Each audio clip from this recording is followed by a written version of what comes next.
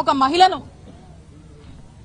వివస్త్రణకు గురి చేసి ఎంత దారుణమైనటువంటి ఘటన చోటు చేసుకుందో మనం అందరం కూడా చూసాము, విన్నాము.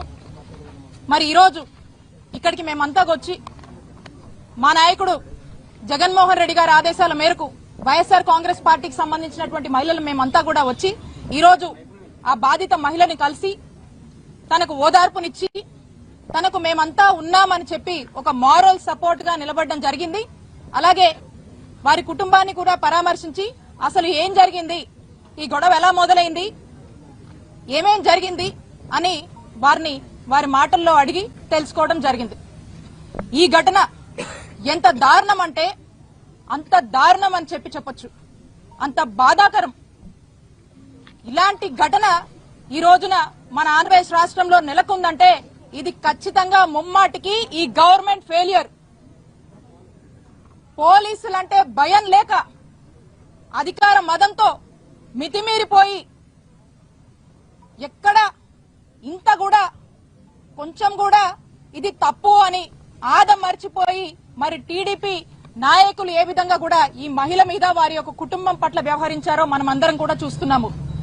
ఈ ఇన్సిడెంట్ చాలు బీహార్ ని మించి ఈరోజు ఆంధ్రప్రదేశ్ రాష్ట్రంలో ఏ విధంగా ఈ ప్రభుత్వం వచ్చాక మరి టీడీపీ వాళ్ళు గూండాల్లాగా రౌడీల్లాగా చెలరేగుతున్నారో ఇదే ఇన్సిడెంట్ అందరికీ కూడా ఒక నిదర్శనం అని చెప్తా ఉన్నాను. ఈ ఇన్సిడెంట్ వాస్తవాల్లోకి వెళ్తే మనం ఎవరైతే ఈ మహిళ ఉందో వారి యొక్క కుటుంబం వాళ్ళ ఇంటి ముందు బోరు రిపేర్ చేసుకుంటూ ఉంటే ఆ వార్డు సెక్రటరీ అయినటువంటి టీడీపీ నాయకుడు వచ్చి మీరు మీ ఇంటి ముందు బోర్ రిపేర్ చేస్తున్నారు అని చెప్పి మాకు మామూలు ఇవ్వాలి, 10,000 మాకు మామూలు ఇచ్చే మీ ఇంటి ముందు మీ బోర్ రిపేర్ చేసుకున్నాను డిమాండ్ చేశాడు.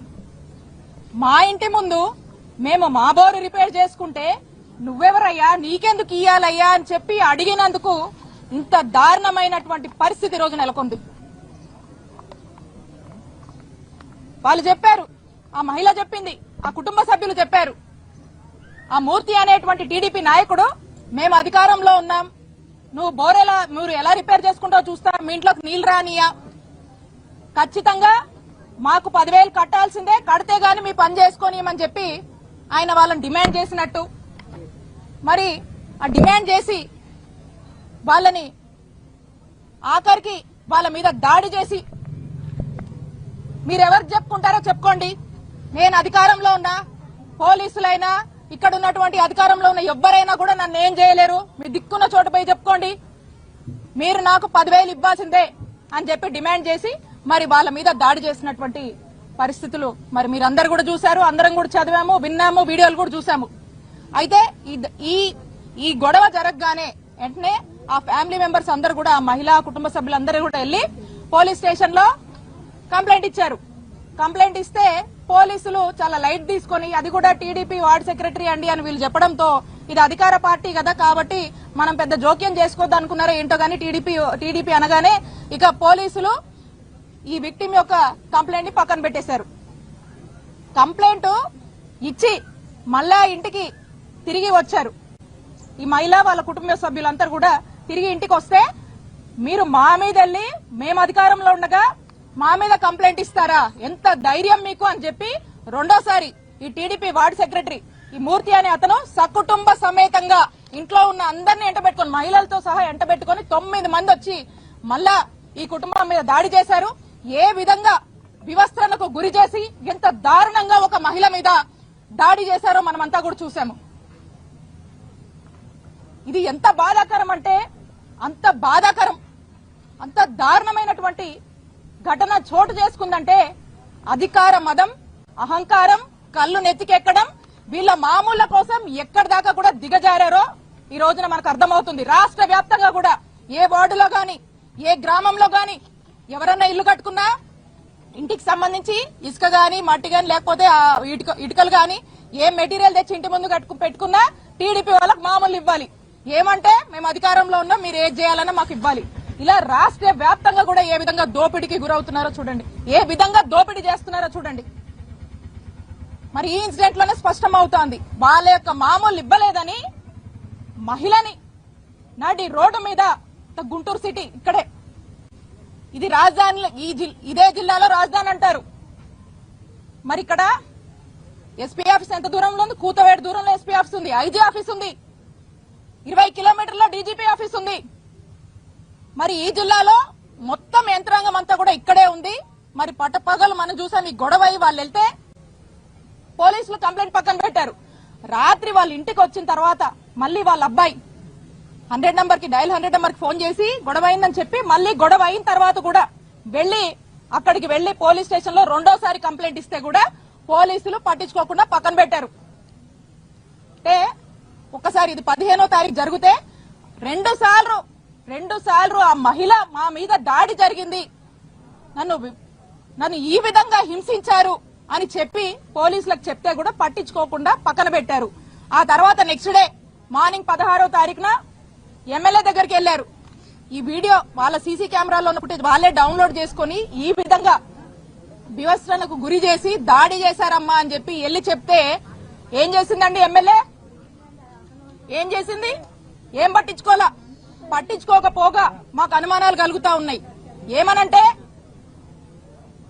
ఇరు వర్గాలు అవతల వాళ్ళ పార్టీ మనుషులు కదా, వాళ్ళ పార్టీ నాయకుల్ని కాపాడుకునేటువంటి ప్రయత్నం ఎమ్మెల్యే చేసింది. ఎమ్మెల్యే చేసి ఇక దాన్ని ఎంతసేపు కూడా దాచిపెడదాము, రాజీ చేద్దాము అనేటువంటి ప్రయత్నం చేస్తూనే వచ్చారు. అప్పటికి కూడా కేసు కట్టలేదు. ఆ తర్వాత ఇక్కడ ఉన్నటువంటి వాళ్ళు వైఎస్ఆర్ కాంగ్రెస్ పార్టీకి సంబంధించినటువంటి వాళ్ళు కొంతమంది దీని గురించి ఇది లైమ్ లైట్ లోకి వస్తుంది ఇష్యూ, దీనికి సంబంధించినటువంటి వీడియోలు సోషల్ మీడియాలో అక్కడ ఇక్కడ రావడం వల్ల ఇది ప్రజల్లోకి వెళ్తుంది, చర్చ అవుతుంది కాబట్టి దీని వల్ల వాళ్ళకి పరువు పోతుందని చెప్పి అప్పుడు పోలీసులు చిన్నగా అప్పుడు నిద్ర మేల్కొని ఎఫ్ఐఆర్ కట్టారు. అప్పుడు ఆ ఎఫ్ఐఆర్ కట్టిన తర్వాత కూడా ఎటువంటి యాక్షన్ తీసుకోలేదు. మరి ఏదేదో మాట్లాడుతా ఉన్నారు. ఈ ఎమ్మెల్యే గారు కూడా ఏదేదో మాట్లాడుతా ఉన్నారు. ఒకదానికి పొంతం లేదు. మేము యాక్షన్ తీసుకున్నామంటారు, మేము అది చేసామంటారు, మేమే మళ్ళా సరెండర్ చేయడానికి చేశారా లేదా అని ఏదేదో మాట్లాడుతున్నారు. పొంతం లేకుండా మాట్లాడుతా ఉన్నారు. మీకు గనక చిత్తశుద్ధి ఉంటే 3 రోజుల వరకు ఏం చేశారు ఎమ్మెల్యే గారు అని నేను ప్రశ్నిస్తా ఉన్నాను.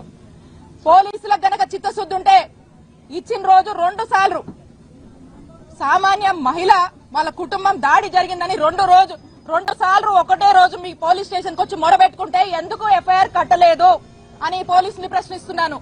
మీకు చిత్తశుద్ధి లేదు. పోలీసులు రెడ్ బుక్ లో బిజీగా ఉన్నారు. పోలీసులకు ఇలాంటివి పట్టదు. ఒక మహిళను వివస్త్రణకు గురి చేసి ఈ విధంగా దాడి చేసినా కూడా పట్టలేదంటే ఒక్కసారి ఆలోచించుకోండి. కూటమి ప్రభుత్వానికి మహిళల రక్షణ అన్నా ప్రజల రక్షణ అన్నా పట్టింపు లేదు. ఎంతసేపు రెడ్ బుక్, దీని మీద తప్పితే ఇంకో దాని మీద ధ్యాస లేదు. ఇక చివరిగా 3వ రోజున సోషల్ మీడియాలో జనాల్లో విపరీతమైన చర్చ జరుగుతుంది కాబట్టి ఇది ఆ ప్రభుత్వానికి ఆ పార్టీకి బ్యాడ్ నేమ్ వస్తుందని చెప్పి అప్పుడు 3వ రోజు సాయంత్రానికి ఎప్పుడు అరెస్ట్ చూపించి ఆ తర్వాత ఇక ఎమ్మెల్యే గారు ఏదో ఒకటి చేయకపోతే బాగుండదు, నమ్మరని చెప్పి ప్రజల్ని నమ్మించడానికి మాకు వీళ్లకు ఎటువంటి సంబంధం లేదని ఒక ప్రెస్ రిలీజ్ ఇచ్చారు. అప్పటిదాకా ఏం చేశారు? మీకు చిత్తశుద్ధి ఉంటే ఆ మహిళ ఆ కుటుంబం వాళ్ళ బాధని మీకు ఆ వీడియోని చూపించి ఏడ్చినప్పుడు ఏమైంది మీ చిత్తశుద్ధి? ఏం యాక్షన్ తీసుకున్నారు? ఇక పైగా మాటలు చెప్తారు వీళ్ళు ఏమని, మహిళలకు ప్రత్యేక గ్రీవెన్స్ అంట. అమ్మా, మహిళలకు ప్రత్యేక గ్రీవెన్స్ మీరు నడపడం కాదు. మీ దగ్గరికి ఏడుస్తూ వచ్చినటువంటి మహిళ వివస్త్రణకు గురై ఏడుస్తూ తన బాధను చెప్పుకొని టీడీపీ వాళ్ళు మామూళ్ల కోసం ఈ విధంగా హింసించి కొట్టారని చెప్తే అది పట్టించుకొని మీరే గ్రీవెన్స్ గురించి మాట్లాడతారు. ఫస్ట్ అవి పట్టించుకోండి. మీ దగ్గరకు వచ్చిన మహిళకు మీరు న్యాయం చేయండి. మీరు తనకు న్యాయం చేయడంలో ఖచ్చితంగా జాప్యం జరిగింది కాబట్టే పోలీసుల అలసత్వం వల్లే ఈ దారుణం జరిగింది. ఇది మీరు గనక సరైన టైంలో టైమ్లీ యాక్షన్ తీసుకుంటే గనక ఇది జరిగి ఉండేది కాదు. దీనికి ఏం సమాధానం చెప్తారు? ఎవరు రెస్పాన్సిబుల్ తీసుకుంటారు? పోలీసులు సమాధానం చెప్పాలి. ఈ ప్రభుత్వానికి ఈ ఇన్సిడెంట్ అనేది ఈ ప్రభుత్వానికి ప్రభుత్వ పోలీసులు తలదించుకునేటువంటి ఇన్సిడెంట్ ఇది. Shame on this government. అలాంటి ఇన్సిడెంట్ ఇది. ఫర్దర్ ఇలాంటి ఇన్సిడెంట్ ఎక్కడా రైజ్ అవ్వకుండా కాపాడేందుకు పోలీసులు ఈ ప్రభుత్వం దృష్టి పెడితే బాగుంటుందని హెచ్చరిస్తూ ఇప్పటికైనా రెడ్ బుక్ మానుకొని వైఎస్ఆర్ కాంగ్రెస్ పార్టీ యాక్టివిస్టుల మీద వైఎస్ఆర్ కాంగ్రెస్ పార్టీ సంబంధించి ఎవరన్నా ఈ అధికార పార్టీ వాళ్ళు చేస్తున్నటువంటి దోపిడీ మీద, వాళ్ళు చేస్తున్నటువంటి అన్యాయాల మీద వాళ్ళ హామీల మీద నిలబడినందుకు ప్రశ్నిస్తే వాళ్ళని హింసించడం మానేయండి. ఇప్పటికైనా సామాన్య ప్రజలకు న్యాయం చేసే దాని మీద దృష్టి పెట్టండి. మహిళలకు జరుగుతున్నటువంటి ఇలాంటి అన్యాయాలు కట్టడి చేసేందుకు ప్రయత్నించండి అని ప్రభుత్వాన్ని హెచ్చరిస్తూ ఈ గుంటూరులో ఇలాంటి ఇన్సిడెంట్ చూడడం, దీని గురించి వినడం, ఈ రోజు వాళ్ళని కలుసుకోవడము, ఆమె మాటల్లో వింటే ప్రతి ఒక్కరి మనసు కూడా, ప్రతి ఒక్క మహిళకు కూడా ఈ రోజు ఒక కలిసివేసేటువంటి ఇన్సిడెంట్. ఇలాంటి ఇన్సిడెంట్స్ రిపీట్ కాకుండా ఉండేందుకు తగిన చర్యలు, జాగ్రత్తలు తీసుకొని ఇప్పటికైనా ఈ ప్రభుత్వం బోళ్లు దగ్గర పెట్టుకుని పనిచేయాలని మరొకసారి వాళ్ళని హెచ్చరిస్తున్నాం. అందరికీ